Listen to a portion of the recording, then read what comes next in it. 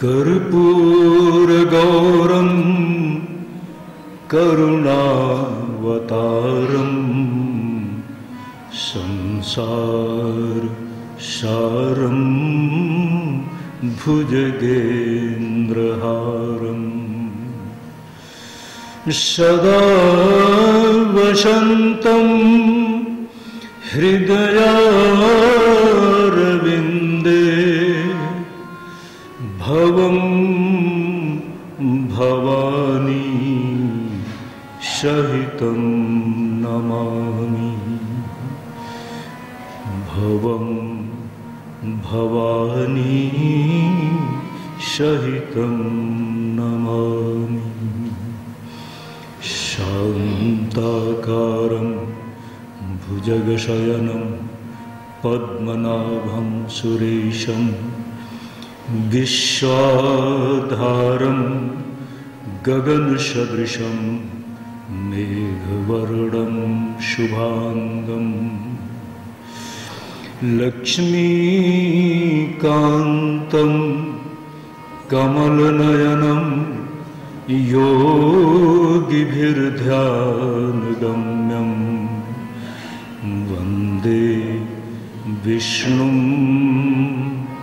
भवभयहरं सर्वलोकैकनाथम्। ब्रह्मानन्दं परमसुखदं केवलं ज्ञानमूर्तिं द्वन्द्वातीतं गगनसदृशं तत्त्वमस्यादिलक्ष्यम् एकं नित्यं विमलमचलं सर्वधी साक्षिभूतं भावातीतं त्रिगुणरहितं सद्गुरुं तं नमामि। भक्ति रस रसी सत्संग प्रिय आत्मस्वरूप आप सब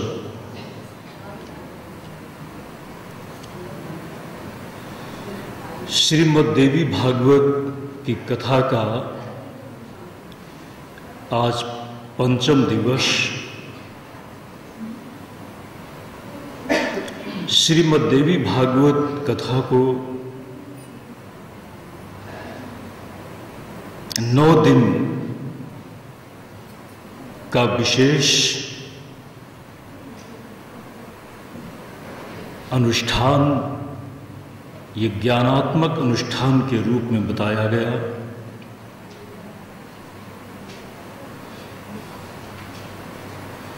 नहि ज्ञानेन सदृशं पवित्रमिह विद्यते ज्ञानाग्निः सर्वकर्माणि भस्मसात् कुरुते। हम सब अज्ञान में जन्मे,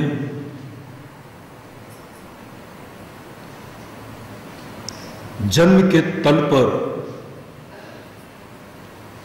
भोगों की व्यवस्था हमारे आसपास, भोगों का आकर्षण चारों तरफ। सच तो यह है कि हमारा सबका जन्म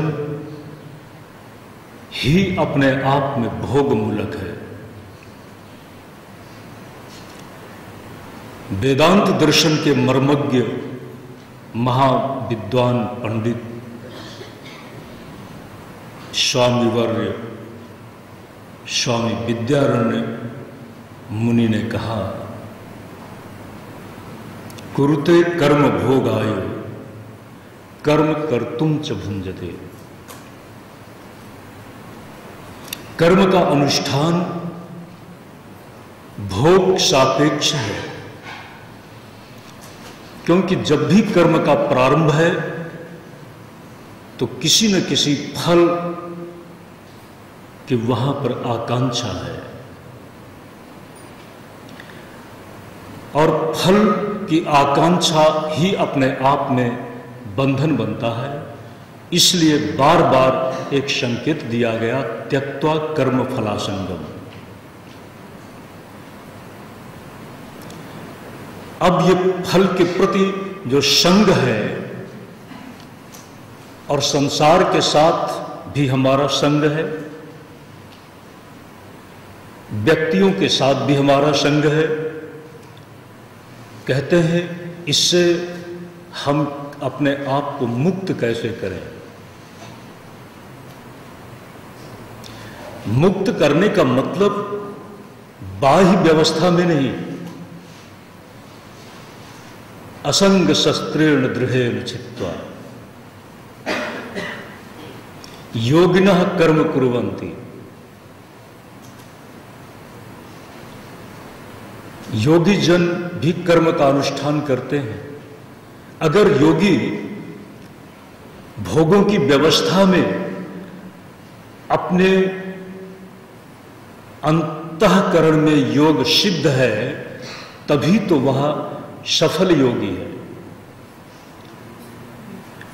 ऊबड़ खाबड़ चलते हुए रास्ते में भी अगर आप एक कुशलता के साथ चलते चलते अपने गंतव्य तक पहुंच जाते हैं, और कहीं पर आपका पैर अनजाने में भी लड़खड़ाता नहीं, तभी तो आप सफल यात्री हैं। भोगों की व्यवस्था में रहते हुए भी आपकी साधना, आपका योग आपके लिए कसौटी बने। भारतीय जीवन दर्शन भोग मूलक नहीं किंतु योग मूलक है। योग केवल बाहर और बाहर के जगत में इस देह को ही माध्यम नहीं बनाता, देह से ही साधित योग नहीं है। महर्षि पतंजलि ने योग की परिभाषा दी, योगश्चित्त वृत्ति निरोधा, और उस लक्ष्य तक पहुंचने के लिए 8 माध्यमों की, साधनों की बात की। यम, नियम, आसन, प्राणायाम, प्रत्याहार, धारणा, ध्यान, समाधि। समाधि तक हम पहुंच सकें और समाधि हम संसार में आत्मसात करके जी सकें, इसके साथ कोई योगी बनता है। भगवान वासुदेव श्री कृष्ण योगः कर्मसु कौशलम, कर्म से पलायन नहीं, कर्म में ही योग साधने की बात की। हम सब कहीं न कहीं भोग की मूर्छा में, भोगों के सम्मोहन में, अहंकार 2 तरह का है। एक देहात्मक अहंकार है, दैहिक अहंकार। दैहिक अहंकार में हम अपने आप को कर्ता बनाने के साथ भोक्ता बना लेते हैं, और जिस दिन हमारा अहंकार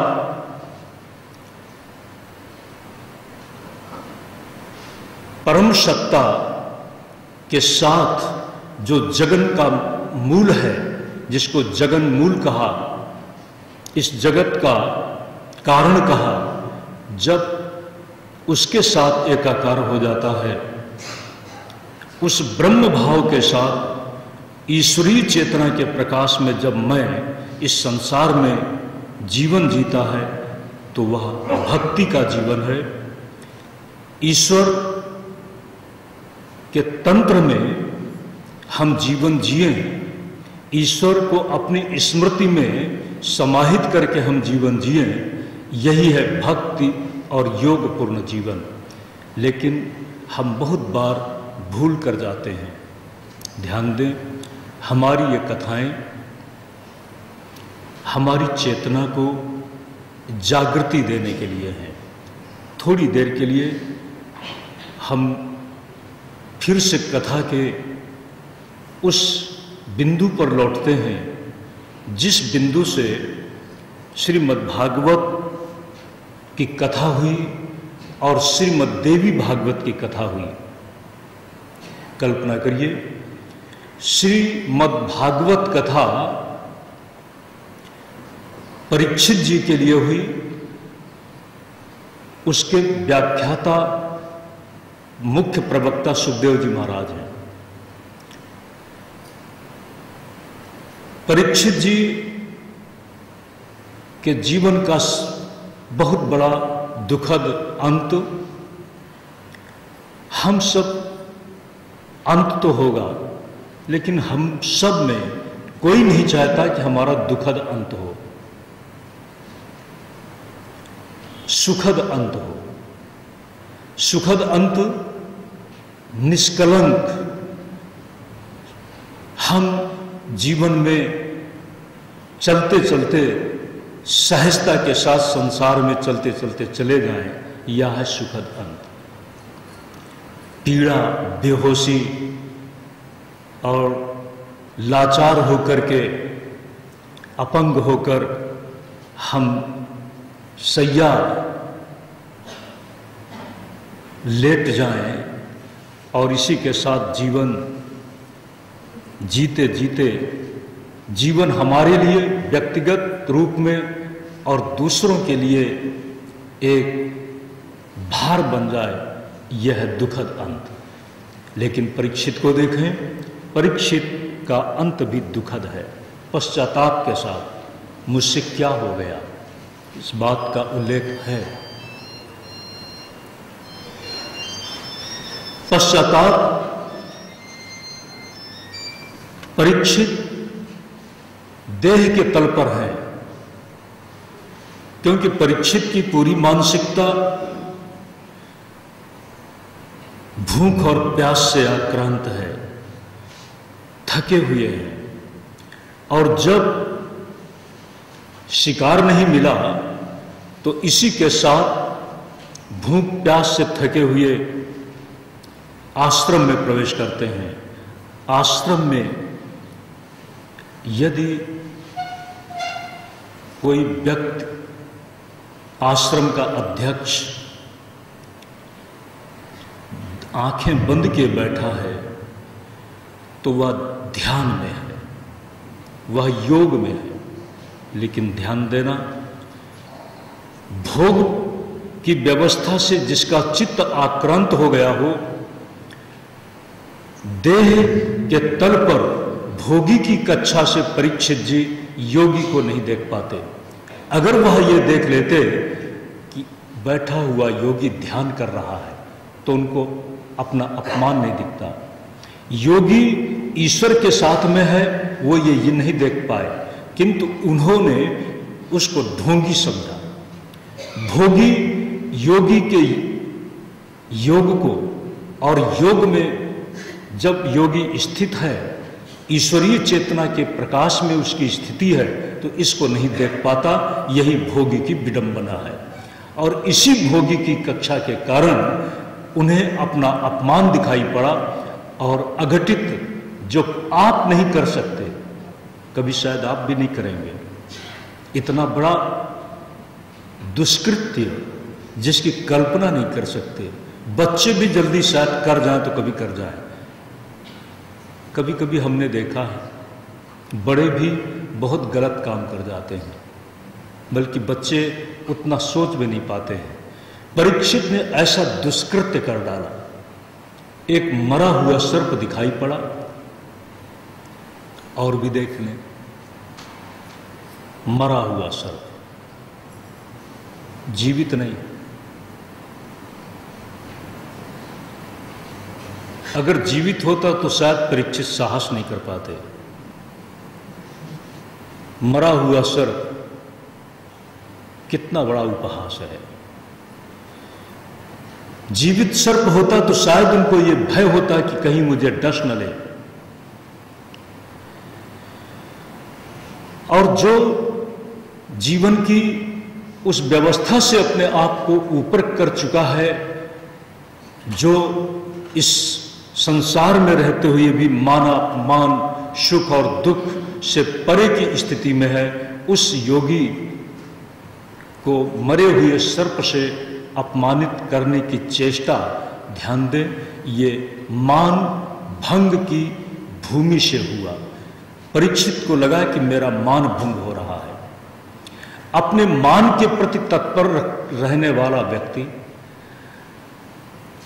भूख प्यास से पीड़ित व्यक्ति, यह भूल जाता है कि वह किसी के प्राणों को हरकर, वह किसी के प्राणों के साथ खिलवाड़ करके देह को पुष्ट करने चला था। लेकिन आज जब उसके ही प्राण बिना पानी के सूख रहे हैं, तब वो तड़पड़ा रहा है और पानी चाहता है, विश्राम चाहता है। ध्यान दें, ये हमारी पृष्ठभूमि है, जीव की यही पृष्ठभूमि है। हम सब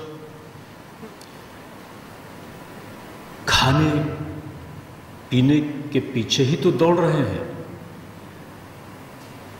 हम आज संग्रह की अंधी दौड़ जब अपने आसपास देखते हैं, जहां पर नैतिकता और न्याय के मूल्यों को एक तरफ ताक में रखकर अन्याय और अनैतिकता के माध्यमों से भी अर्थ संग्रह में कोई संकोच न रह जाए,